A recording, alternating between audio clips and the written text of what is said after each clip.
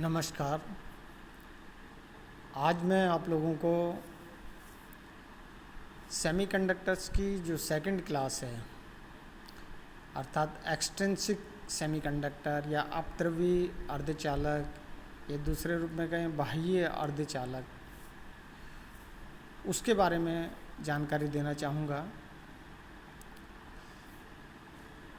कल हमने नए अर्धचालकों के बारे में पढ़ा था और नए अर्धचालकों की जब स्टडी की थी तो उस समय हमने देखा था कि उनकी जो चालकता है वो सामान्यतः कम होती है, परंतु इन नए अर्धचालकों की चालकता को बढ़ाया जा सकता है। वो कैसे बढ़ाया जा सकता है? तो वो उन नए अर्धचालकों के अंदर अपद्रव्य मिला करके और उनकी चालकता को बढ़ा सकते हैं। तो नए अर्धचालकों की चालकता कम होती है, अतः अपेक्षित चालकता प्राप्त करने के लिए अर्धचालक पदार्थों जर्मेनियम या सिलिकॉन में नियंत्रित मात्रा में किसी अपद्रव्य अशुद्धि तत्व को मिलाया जाता है। इस प्रकार प्राप्त अर्धचालक अपद्रव्य अर्धचालक एक्सट्रिंसिक सेमीकंडक्टर कहलाते हैं। अशुद्धियाँ आवर्त सारणी के तृतीय वर्ग या पंचम वर्ग के तत्वों में से ली जाती है, अर्थात आवर्त सारणी का जो तीसरा और जो पांचवा वर्ग है उनमें से अशुद्धि को चुना जाता है और वो नए अर्धचालक के अंदर मिलाया जाता है। अशुद्धि तत्व की मात्रा अत्यल्प होती है। नए अर्धचालक के लगभग 10⁻6 से 10⁻10 परमाणुओं में एक परमाणु अशुद्धि तत्व का होता है, अर्थात अपद्रव्य तत्व के परमाणुओं की संख्या 10⁻13 से 10⁻17 प्रति मोल के लगभग होती है। ये अपद्रव्य अर्धचालक दो प्रकार के होते हैं, अर्थात बाह्य अर्धचालक दो प्रकार के होते हैं। एक होता है एन सेमीकंडक्टर, दूसरा होता है पी सेमीकंडक्टर। एन अर्धचालक क्या होते हैं, पी अर्धचालक क्या होते हैं, उनकी क्या विशेषता होती है, तो उनके बारे में अब हम स्टडी करेंगे। तो पहला मैं लेता हूँ एन अर्धचालक। यदि जर्मेनियम या सिलिकॉन अर्धचालक जिसकी संयोजकता 4 होती है, जैसा हमने कल देखा था, लास्ट टर्म पे देखा था,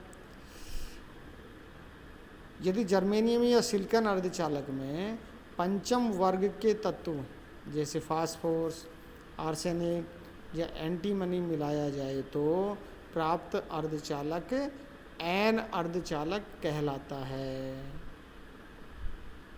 फास्फोरस, आर्सेनिक तथा एंटीमनी पंच संयोजी तत्व होते हैं जिनके संयोजी कक्ष में 5 इलेक्ट्रॉन होते हैं। जब नए अर्धचालक पदार्थ में एक पंच संयोजी तत्व का परमाणु चतुर संयोजी जर्मेनियम या सिलिकॉन के परमाणु को प्रतिस्थापित करता है तो अशुद्धि तत्व के 4 इलेक्ट्रॉन निकटवर्ती जर्मेनियम या सिलिकॉन के 4 परमाणुओं के एक इलेक्ट्रॉन से सह संयोजी आबंध बना लेते हैं, परंतु पांचवा इलेक्ट्रॉन का मूल परमाणु से बंधन अत्यंत दुर्बल होने के कारण यह लगभग मुक्त रहता है, जैसा कि चित्र में ऊपर दिखाया गया है। चित्र 2.10.1 के अंदर दिखाया गया है, जहाँ पे ये मुक्त इलेक्ट्रॉन अलग से, क्योंकि पंच संयोजी तत्व में एक एक्स्ट्रा इलेक्ट्रॉन था इसलिए ये मुक्त हो जाता है, मुक्त इलेक्ट्रॉन के रूप में ये जालक के अंदर घूमता हुआ रहता है। सामान्य ताप पर यह मुक्त इलेक्ट्रॉन चालन बैंड में संक्रमण कर जाता है।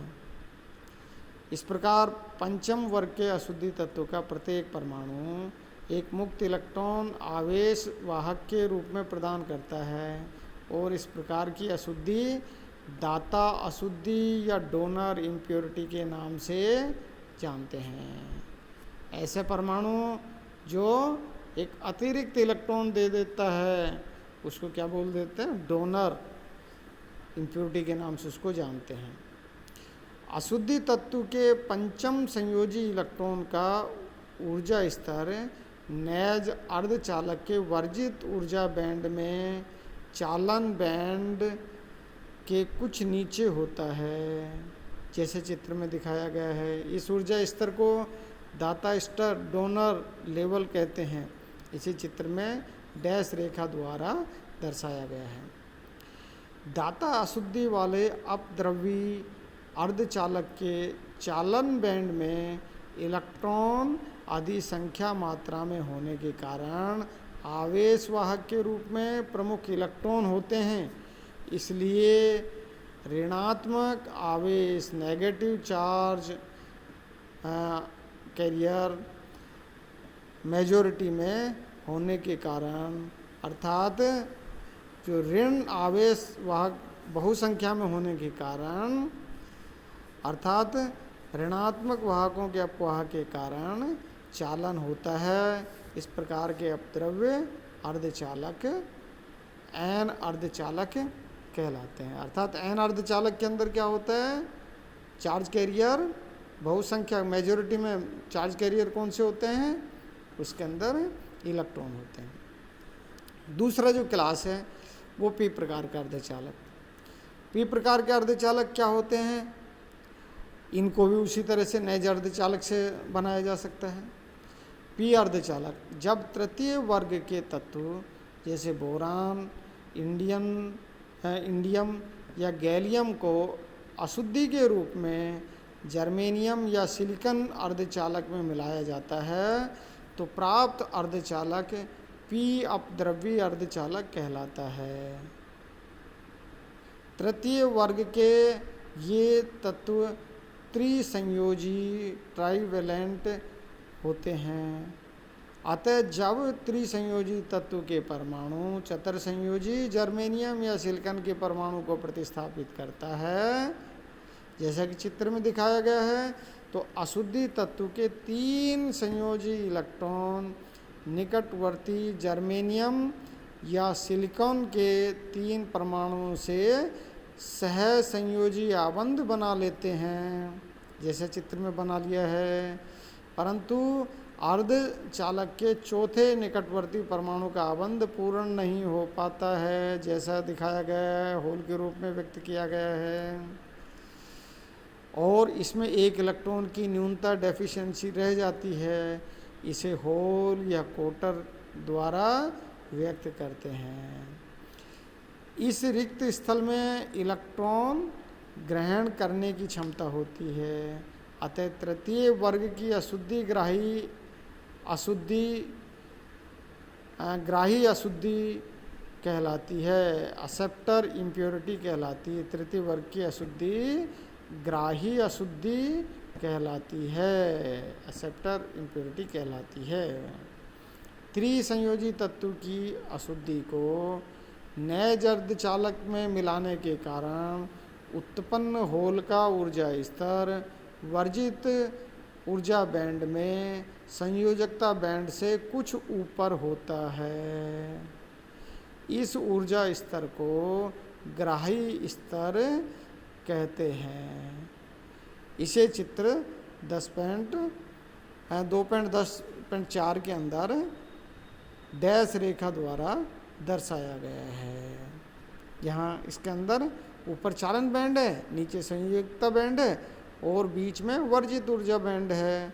तो इस वर्जित ऊर्जा बैंड के अंदर ही ये ग्राही ऊर्जा स्तर इसके अंदर विद्यमान रहता है, जो इम्प्योरिटी एटम के कारण से होता है। प्रत्येक ग्राही अशुद्धि से एक होल उत्पन्न होता है जो पॉजिटिव चार्ज वाहक कण के भांति कार्य करता है। इस प्रकार त्रिसंयोजी तत्व अशुद्धि से अपद्रव्यित अर्धचालक में बहुसंख्यक आवेश वाहक होल होते हैं। इस प्रकार के अर्धचालक में वैद्युत चालन मुख्यतः धनावेशित आवेश वाहकों के कारण होने से इसे p अर्धचालक कहते हैं। अर्थात n अर्धचालक के अंदर बहुसंख्यक इलेक्ट्रॉन और अल्पसंख्यक होल होते हैं, परंतु p प्रकार के जो अर्धचालक होते हैं इनके अंदर बहुसंख्यक होल एवं अल्पसंख्यक इलेक्ट्रॉन इनके अंदर होते हैं। आज के लेक्चर में इतना ही। बहुत बहुत धन्यवाद।